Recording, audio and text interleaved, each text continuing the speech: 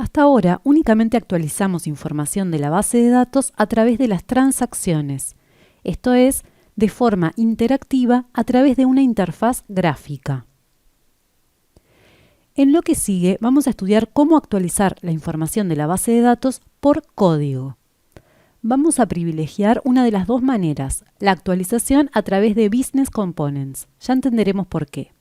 Trabajaremos con la estructura de la transacción como si fuera una variable SDT, respetando también las reglas de la transacción. A través de esa variable es que insertaremos, modificaremos o eliminaremos de la base de datos. Será como utilizar la transacción, pero sin su pantalla. La otra manera es hacerlo a través de comandos especiales que solo pueden utilizarse dentro de objetos de tipo procedimiento. Los veremos más adelante en otro video. Pero en este caso nos independizamos de la transacción. Trabajamos directamente sobre las tablas, lo que tiene sus desventajas. Entonces, estudiemos esta primera opción, la de más alto nivel, y por tanto, la que en principio nos resultará más relevante. Observaremos primero con cierta atención lo que sucede cuando queremos insertar una atracción turística nueva utilizando la transacción. Hemos modificado el orden de los atributos en la estructura para que la ciudad nos quede enseguida del país, lo que repercute en el form. Vamos a agregar una regla de error para evitar que se deje el nombre de la atracción vacío. Si ahora presionamos la tecla de control más la barra espaciadora, se nos abre esta ventanita que nos ofrece todas las cosas que podríamos colocar en esta parte del código. Si digitamos la N, ya encontramos el atributo que buscábamos. Esta es una forma de no cometer errores de tipeo. La otra es con Insert Attribute, que el shortcut es Ctrl-Shift-A. Y ahí elegimos Attraction Name. A esta transacción le habíamos aplicado el pattern workWith y por eso están apareciendo todas estas otras reglas agregadas automáticamente por el pattern. Para, por ejemplo, permitir invocar a la transacción desde el workWith pasándole el modo, Insert, Update, Delete y el identificador de atracción. Para entender de forma más simple lo que nos proponemos, preferimos tener la transacción invocable directamente, sin parámetros, tal como estaba antes de aplicarle el pattern. Podemos desaplicárselo, eliminando, recordemos, de aquí la instancia, o, dado que lo necesitaremos para luego, grabar esta transacción con otro nombre. Por ejemplo, este. Esta transacción será idéntica a la otra, salvo por el nombre y porque no tiene el pattern aplicado. Aunque las reglas que venían del pattern y los eventos quedaron, así que simplemente las eliminamos. Dejamos la regla de error y eliminamos todos los eventos que había agregado el patrón. La tabla sobre la que insertará, modificará y eliminará registros esta transacción, vemos que es la misma exactamente que la de la transacción Attraction. ¿Por qué? Porque el identificador de ambas es el mismo. Estas transacciones reciben el nombre de transacciones paralelas. Comparten la tabla, pero los programas son independientes. A esta, por ejemplo, podríamos quitarle incluso la regla de error y, por tanto, permitiría insertar registros que la otra no. Hagamos F5 para ejecutarla. Vemos que se abre con los campos vacíos y activo el del identificador, a la espera de que el usuario ingrese allí un valor para poder inferir luego de qué operación se tratará, si de una inserción o, por el contrario, una actualización o eliminación. Así, al salir del campo, GeneXus buscará en la tabla si existe un registro con el valor indicado. En caso de existir, la transacción quedará en modo Update y con los campos con los valores correspondientes. En cambio, en caso de no existir, la transacción quedará en modo Insert y todos los campos estarán vacíos, a menos que hubiera alguna regla default que dependa solo del modo, o alguna asignación que solo esté condicionada con if insert, Por ejemplo, attraction name igual algo if insert. En este caso no hay ninguna. Como attraction ID es autonumerado, el usuario probablemente deje el valor 0 cuando quiera insertar una nueva atracción. La transacción entonces quedará en modo insert.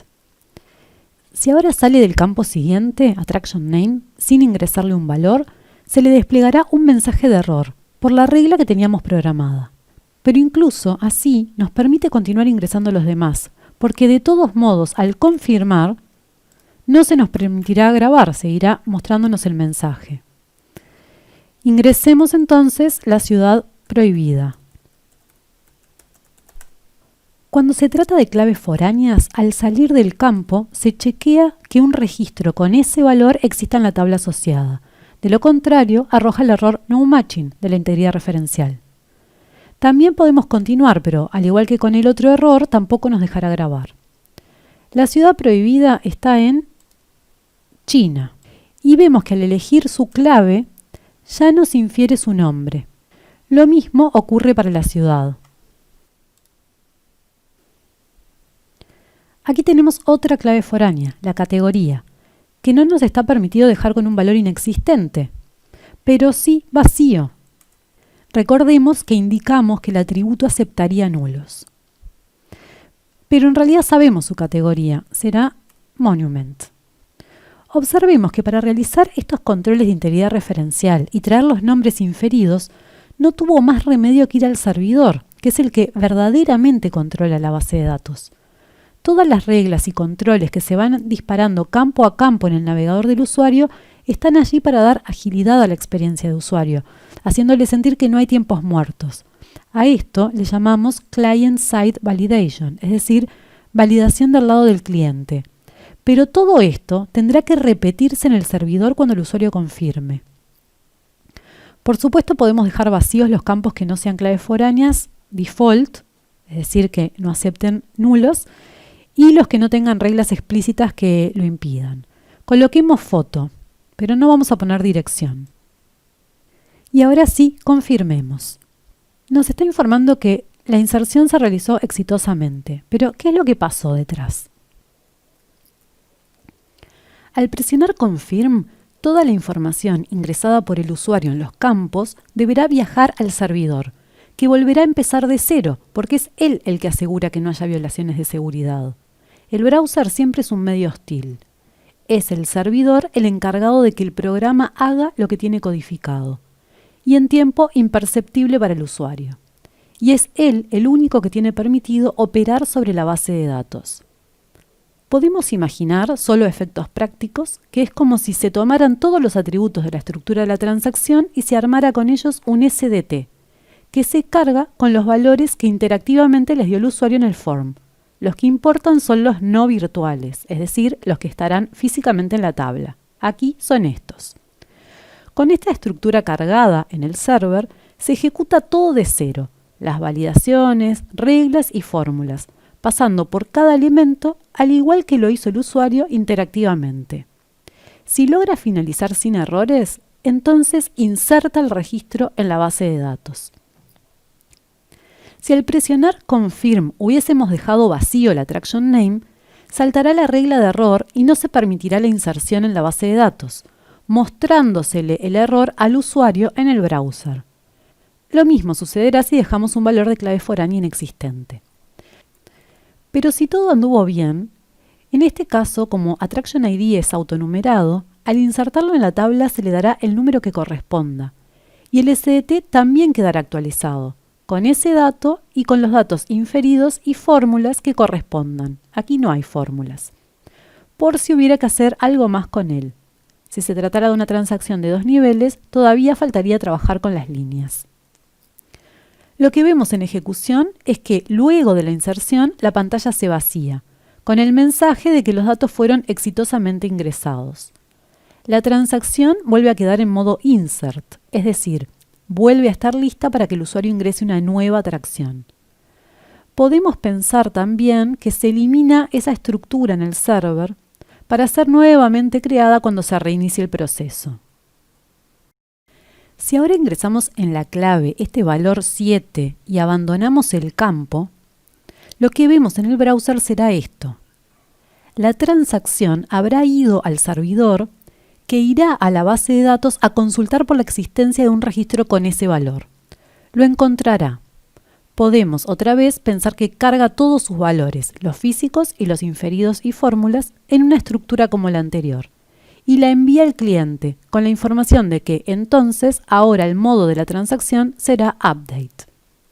Otra vez, el usuario interactivamente hará las modificaciones que desee. Por ejemplo, elimina la categoría, que como acepta nulos será permitido.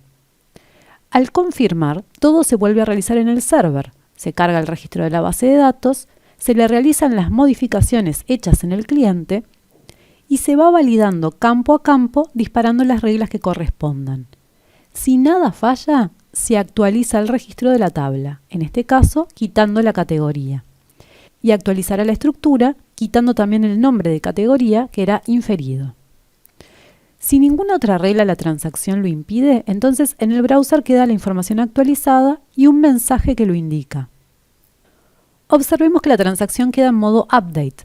Podríamos volver a modificar este registro, por ejemplo, agregándole otra vez la categoría. Si ahora quisiéramos eliminarla, bastaría con presionar el botón Delete y en el server con la estructura cargada será fácil ir a buscar a la tabla la tracción 7 para eliminarla.